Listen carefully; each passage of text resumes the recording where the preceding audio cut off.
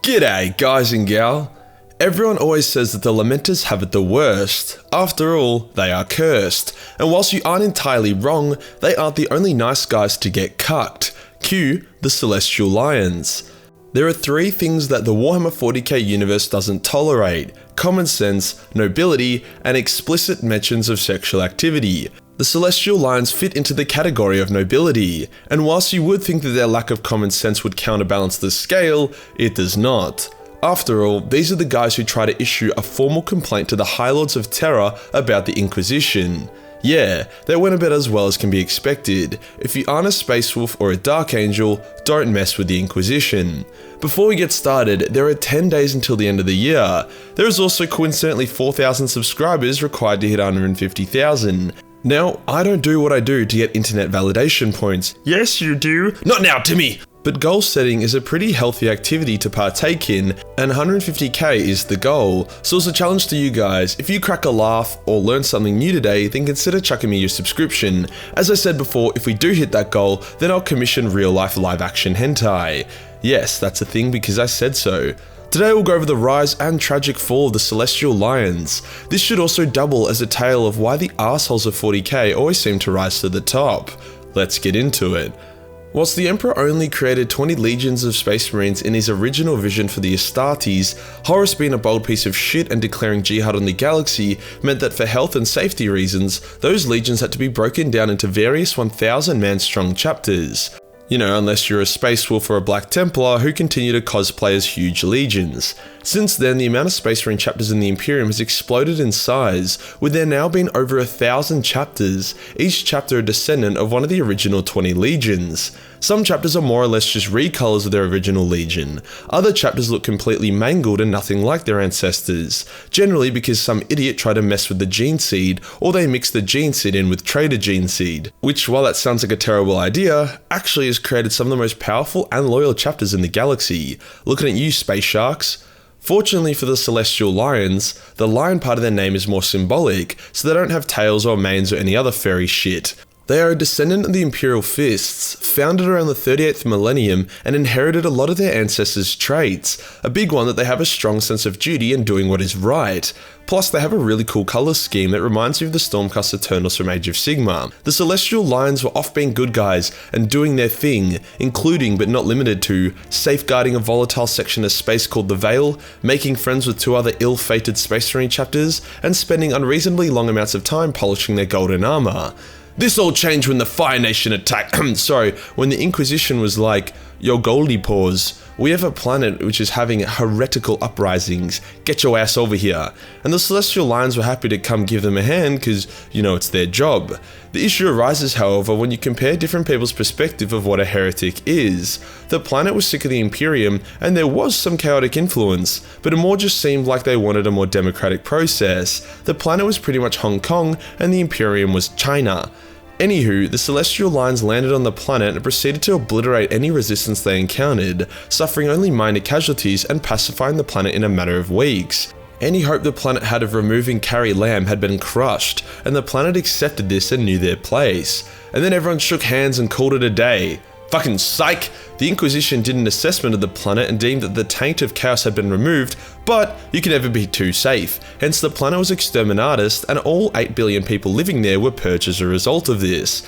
The Celestial Lions were like bruh, and tried to stop the exterminatus because A, by blowing up the planet, all the time, effort and life that the Lions had sacrificed for the campaign was all wasted, and B, don't fucking blow up planets because you feel like it. Unfortunately for the Lions, however, the Inquisition doesn't really give a fuck about your feelings, hence the exterminatus was completed. Now, unlike the Space Wolves, the Lions didn't have the balls to just straight up attack the Inquisition to save the planet, so instead they begun to write strongly worded letters about how hurt their feelings were. They refused to work with the Inquisition, and they even asked Santa to put them on his naughty list.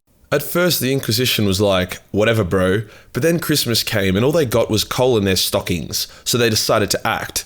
Now, a lot of the misfortunes that the Celestial Lions experience from here on has not been explicitly stated to be the work of the Inquisition, but it's heavily implied it is, and for the sake of good content, I'm just going to say that everything from here out was the Inquisition's fault. When the Celestial Lions letter to the Emperor about how mean the Inquisition is never got a response, they sent a team of their best delegates to Terra, except that they never made it. The ship was found destroyed deep in Orc territory. People just said it was an unlucky warp storm, but people also occasionally put light bulbs up their rectums for pleasure, hence people cannot be trusted. It was 100% the Inquisition that did that to them. Now, the autistic nature of Astartes means that this hint by the Inquisition to stop complaining about them was not picked up, hence the Lions continued their crusade. They did this until they were summoned for the Third War for Armageddon, a massive planet-wide war on a world that I don't even feel bad for considering how aggressively it is named. Calling a planet Armageddon, then expecting the Orcs not to attack it is like dressing up the choir boys in latex and then expecting them not to get PTSD from the local priest. It's just a poor call. The Lions deployed their entire chapter to this conflict, alongside 24 other Space Marine chapters, and a shitload of cannon fodder, guardsmen. However, within 3 months of pretty standard combat, their casualty rate was extremely high, like way higher than any other chapter in the conflict. You would have thought that the Death Corps of Krieg had been deployed instead of our good Golden Boys, but no. This wasn't to say that the Celestial Lions were bad at war, they were actually really good, but they always seemed to be in the wrong place at the wrong time. The Orcs always seemed to deploy in way higher numbers with way more discipline against the Lions as opposed to everyone else. To make matters worse, the Celestial Lions were targeted by the only regiment of elite Orc snipers in the entire galaxy. Unlucky. In reality, this was the Inquisition's work, through unknown means, likely by just riling up some of the war bosses. They were able to bait a lot of the Orcs towards the Lions, and the Orc snipers were more or less just a couple of Vindicare assassins painted green. To make matters even worse, all their intel was dodgy. They would go into a mission expecting to reinforce a couple dozen guardsmen against a couple hundred Orcs, only to arrive to an Orc rally point for their best warriors numbering in the thousands. Or they would protect a convoy that was travelling in a pacified safe area, only for a Gargant to appear and wreck their tits. Nothing added up. They received orders very slowly, if at all.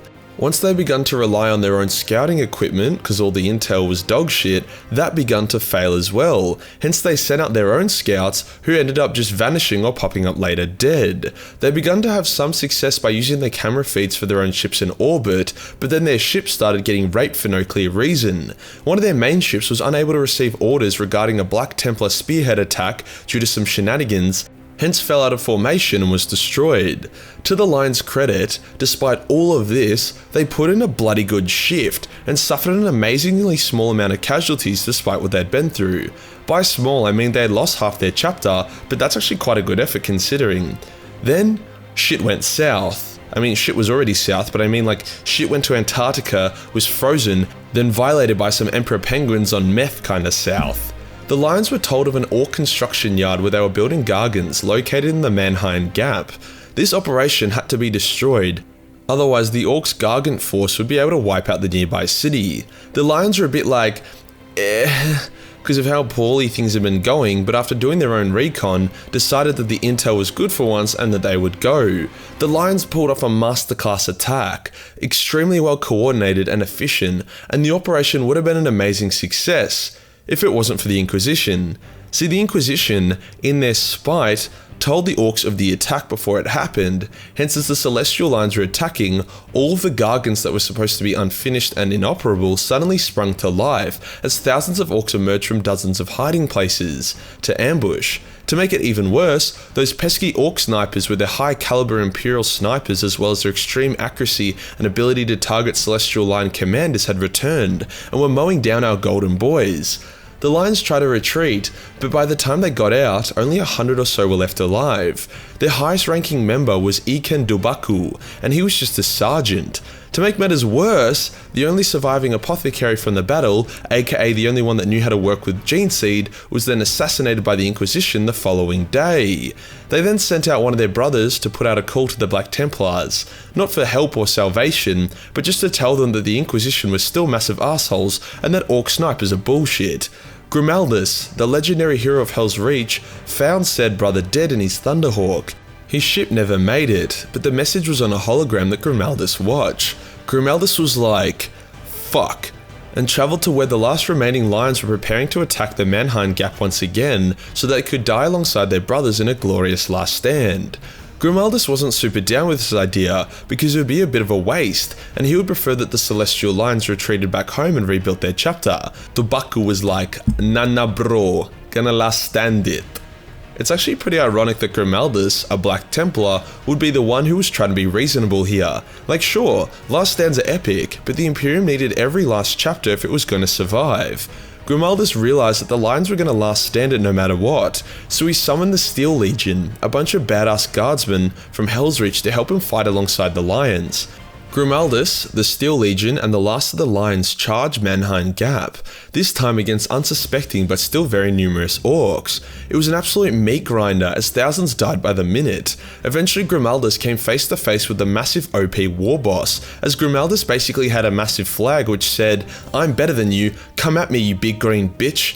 The two fought, and whilst Grimaldus' plot armor was great, he was eventually knocked to the ground. At that moment, Tulbaku appeared and was like, "Rawr," and told Grimaldus to stop trying to steal his kill. Hence Tulbaku and the war boss fought each other, and to his credit, Tulbaku did a really good job, but soon had his arm torn off and his leg sliced off as well, knocking him to the ground, obviously. Grimaldus jumped on the war boss's back and started choking it with a chain, pretty much exactly like that scene from Goblin Slayer. No, not the rape one, the one where he chokes that big ass goblin with that hair, except this time it was chains. The war boss still refused to die despite the immense pressure on its neck, until Tulbaku fired a final shot from his bolter pistol at its throat. The pressure released and the war boss's head exploded off its shoulders. During this, the Steel Legion had managed to blow up the Orcs' Void Shield, hence allowing Black Templar reinforcements to drop in and finish the battle for the Imperium. Tulbaku survived and received a number of bionics as well as praise and honour from the leader of the Black Templars, Lord Helbrecht. He had really done Dawn proud that day as he jumped into a strike cruiser with the last handful of his men and set a course for home to rebuild their chapter, and they all lived happily ever after. Except they fucking didn't, as then the Great Rift opened and a huge Chaos army attacked their home planet. At this point I'm suspicious that the Inquisition was behind the fall of Cadia purely so they could fuck with the Lions. The Lions evacuated what people and what warriors they could before their planet fell. Tulbaku reached out to the Emperor Spears and was like, "Yo, can we share your home planet?" But before a deal could be struck, a Chaldeus assassin sent by the Inquisition jumped out and cut off Tulbaku's head, killing him and the Lions' last hope and pretty much pissing on their grave. The ship carrying the Celestial Lions Primaris reinforcements and Geneseed was sabotaged and lost by the Inquisition, hence the Emperor's Spears have shared how to make Primaris with the 30 or so Lions that are still kicking. Not that they will be kicking for much longer, but GW made sure to allow some kind of lore loophole for people wanting to play with Primaris Celestial Lions. The Celestial Lions were a good example of what happens if you try play against the fundamental rules of Warhammer 40k. You cannot be 100% noble and pure, just like you can't use common sense. It's like a universal negative response if you try to take the grimdark out of the setting. In saying that though, I really like their story and how the Inquisition doesn't take shit from anyone, other than Logan Grimnar, but I'm pretty sure Khorne would take shit from Logan Grimnar if he was faced with that situation. And that does us for today guys, the lore and story of the Celestial Lions, and why putting rich and powerful people on Santa's naughty list is a dangerous game to play. If you enjoyed the video and want to support the channel, then Patreon is the place to be, where only $1 per month gives you access to a boatload of Warhammer hentai. Hit the subscribe button, then hit the real subscribe button for more noble content. Join the Discord for more memes, and I'll see you in the next one. Peace.